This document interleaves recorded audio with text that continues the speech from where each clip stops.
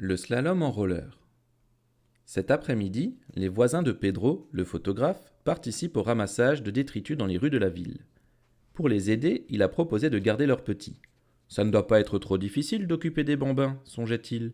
Mais quelques minutes après leur arrivée, Pedro ne sait déjà plus où donner de la tête. Elisa fouille les placards. Margot dessine sur un mur. William saute sur le canapé.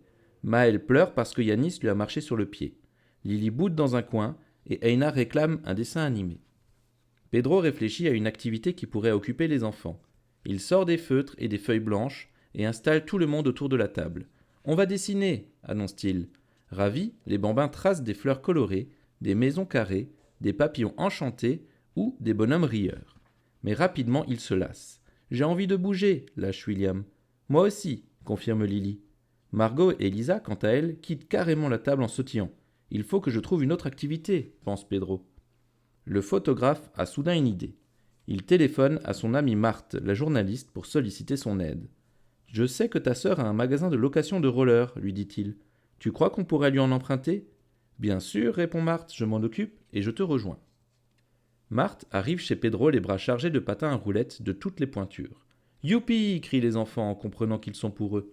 Nous allons d'abord enfiler les protections, explique Pedro. Quelques minutes plus tard, tout le monde se retrouve dans le jardin. Casque, gants, genouillères et coudières en place. J'arrive pas à enfiler mes rollers, gémit Elisa. Moi non plus, renchérit Maël. J'abandonne, ronchonne William. Marthe leur explique comment écarter la languette et glisser leurs pieds à l'intérieur.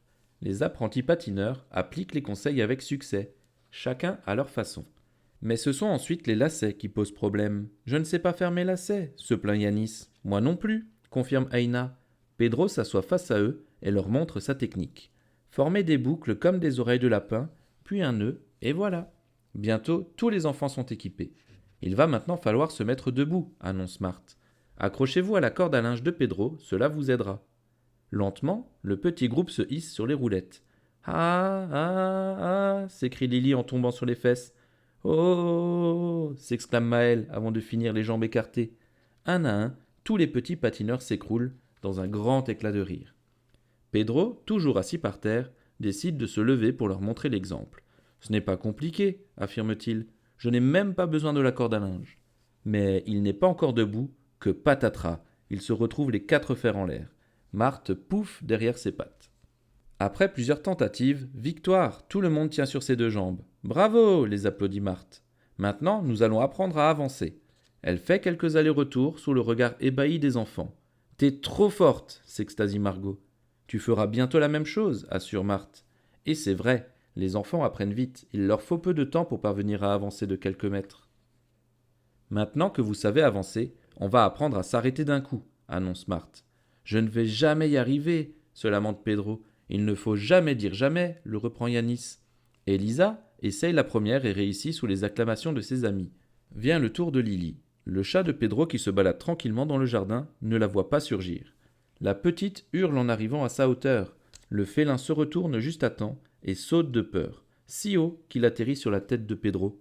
Il reste une dernière chose à savoir avant d'aller patiner dans l'impasse, déclare Marthe. Les virages. Pour s'entraîner, elle propose de slalomer entre les pots de fleurs de Pedro. Faites attention, j'y tiens beaucoup, prévient-il. C'est justement à son tour. Il se lance avec confiance. Mais un caillou bloque son roller et il finit au beau milieu d'un pot de fleurs, entre les géraniums et les pensées. Je n'ai jamais été aussi près de mes fleurs, dit-il en riant. L'entraînement est terminé, les petits patineurs sont prêts.